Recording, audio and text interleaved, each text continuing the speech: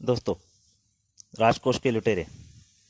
इस कहानी के पहले भाग में आपने पढ़ा कि डाकू सुल्तान सिंह अपने साथियों के साथ कई राज्यों में लूटमार करता है, जिसमें वह सबसे पहले उधमपुर का राजकोष लूटता है, उसके बाद रूपनगर, और उसके बाद कई राज्यों के राजकोष को लूटता जाता है। और हर राज्य उसके ऊपर कुछ ना कुछ डाकू सुल्तान सिंह के ऊपर कुछ ना कुछ इनाम रखता है कि कोई 20,000 स्वर्ण मुद्रा है, कोई 10,000 स्वर्ण मुद्रा है। इधर राजकुमार इधर विशालगढ़ में राजमहल में बांकेलाल राजअतिथि के रूप में आराम से गुजर रहा होता है, मजे में, और सपना सोच रहा होता है कि क्या करूं क्या करूं।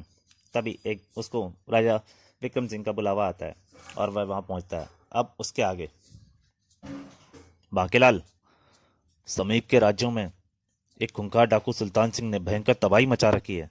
वह अनेक राज्यों के राजकोष लूट चुका है। बांके महाराज, आप बिल्कुल भी चिंता ना करें। बांकेलाल के होते हुए हमारे राजा राज्य में कदम भी नहीं रख सकेगा। यूं तो बांकेलाल जी, हमने अपने राजकोष को बहुत सुरक्षित कर लिया है, लेकिन फिर भी हम चाहते हैं कि आप कुछ ऐसा उपाय करें जिससे राजकोष बिल्कुल सुरक्षित रहे। जैसे तो ठीक है, लेकिन मैं एक बार अपनी आंखों की सुरक्षा व्यवस्था देख लेना चाहता हूँ। ठीक है, तुम अभी हमारे साथ चलकर उस सुरक्षा व्यवस्था को देख सकते हो। हम महामंत्री और सेनापति के साथ वहीं चल रहे हैं।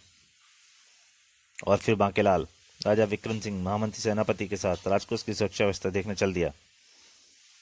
एक लंबा गलियारा पार करने के बाद वे एक विशाल कक्ष में पहुंचकर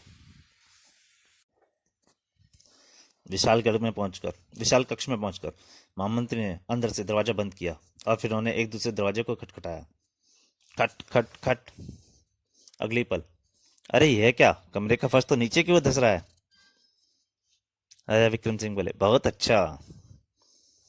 फर्श के हटने के बाद विशाल कक्ष का दरवाजा अपने आप खुल गया। चर। उस दरवाजे में पेश कर एक लंबे गलियारे को पार करते हुए सब विशाल लोहे के दरवाजे पर पहुंचे। अरे यह तो बिल्कुल तिलस्मी कहानियों के महल की तरह बना हुआ है, बाकेला मनी मन सोच रहा था। यह दरवाजा कैसे खुलेगा महामंत्री जी? मेरे पाँव के नीचे देखिए महाराज, फर्श के इस टुकड़े के पाँव को 3 बार दबाने से यह लोहे का दरवाजा स्वयं खुल जाएगा। और फर्श के टुकड़े को 3 बार दबाते ही लोहे का दरवाजा खुल गया। ओह, सचमुच बहुत सुरक्षित रखा है खजाना। लेकिन चिंता मत करो, सब बोझ हल्का कर दूंगा। वो बांकेलाल को दिखाने लाए थे बचाने के लिए, बांकेलाल उल्टा निकालने ही सोच रहा था। अब दरवाजे को पार करके जब वे सब अंदर पहुंचे, महाराज, इस तालाब के उस पार विशाल कक्ष में राजकोष रखा है और हमारे सामने विशेष सैनिक पहरा दे रहे हैं। लेकिन इस तालाब को पार करके तो डाकू विशाल कक्ष से राजकोष को लूट सकते हैं। नहीं महाराज, यह संभव नहीं होगा। यह तालाब बहुत गहरा है और फिर इन मांसपेशी मरभक्षों को मारकर उस पार पहुंचना बहुत कठिन है।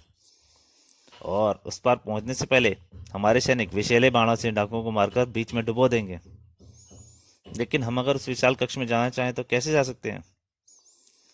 हम लोग बहुत आसानी से जा सकते हैं। देखिए, यहाँ से बहुत सी रंग बिरंगी कीलें लगी हुई हैं। इनमें से यह कीलें घुमाने से इस तालाब पर पुल बन जाएगा और फिर उस पुल पर चढ़कर सब विशाल कक्ष के दरवाजे तक पहुंच गए। महामंत्री ने वहां पहरे दे रहे सैनिकों से कहा, सैनिक, दरवाजे का ताला खोल दो। और जैसे ही विशाल कक्ष दरवाजा खुला, बांकेलाल जल्दी से अंदर जाने लगा। ठहरिए बांकेलाल जी, दरवाजा खत्म खुला होने पर भी हम कक्ष में प्रवेश नहीं कर सकते।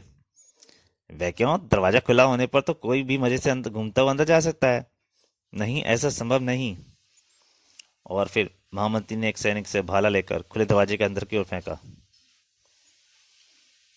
भाला भी हवा में ही था और क्या आग के लपटें उसकी ओर पड़ी। बाल बाल बच गया, नहीं तो अभी राम नाम सत्य हो जाता बेटा बांकेलाल तेरा। और कुछ ही पलों में भाला जलकर भस्म हो गया। तो दोस्तों, ये कहानी जा रही है, लेकिन आपसे कह रहा था अभी जा रही है, लेकिन मैं कह रहा था पहला भाग जरूर पढ़िएगा, तभी आपको कहानी का सही आनंद आ पाएगा। तो अब आगे। और फिर दरवाजे पर लगी एक कल को घुमाकर महामंत्री ने विशाल कक्ष में प्रवेश किया। अंदर जाते ही पूरा कक्ष रोशनी से चमक उठा। महाराज, यह सब सुरक्षा व्यवस्था हमारे राजगुरु सिद्धनाथ ने अपनी तिलस्म विद्या से की है। सचमुच यहाँ तो हमारा राजकोष पूरी तरह सुरक्षित रहेगा। आहा, इतना विशाल राजकोष! एक बार मैं सारा राजकोष ले जाने में सफल हो जाऊं, फिर देखना मेरी 7 पीढ़ियां भी मौज से रहेंगी। बांकेलाल, क्या सोच रहे हो? तुमने इस सुरक्षा व्यवस्था के बारे में कुछ नहीं कहा। कुछ नहीं महाराज, सुरक्षा व्यवस्था बहुत अच्छी है। और फिर सब वापस लौट चले। लेकिन बांकीलाल कुछ और ही सोच रहा था। इस सारी सुरक्षा व्यवस्था की ऐसी तैसी ना कर दी तो मेरा नाम भी बांकीलाल नहीं।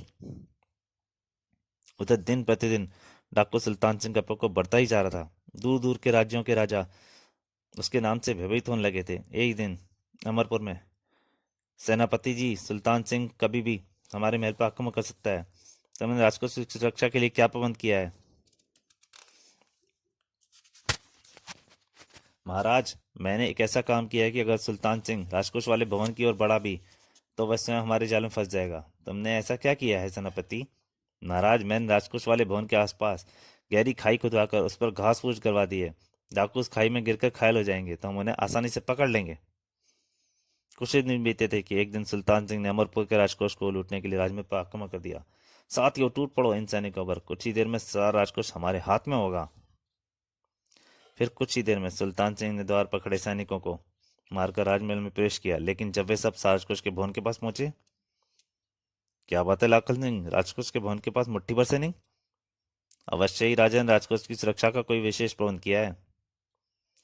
सरदार, भवन पर सीधे आक्रमण करने के बजाय हमें एक दो साथियों को वहां भेजना चाहिए ताकि शत्रु की चाल का पता लग सके। तो दोस्तों, दूसरा भाग यहीं तक। क्या बांकेलाल अपने राजकोष को बचा पाएगा? क्या सुल्तानपुर उसका सुल्तान सिंह विक्रम सिंह का खजाना भी लूट के ले जाएगा? और अगर लूट के ले जाएगा तो बांकेलाल क्या कर सकेगा? ये सब इसके तीसरे भाग में। तब तक के लिए नमस्कार।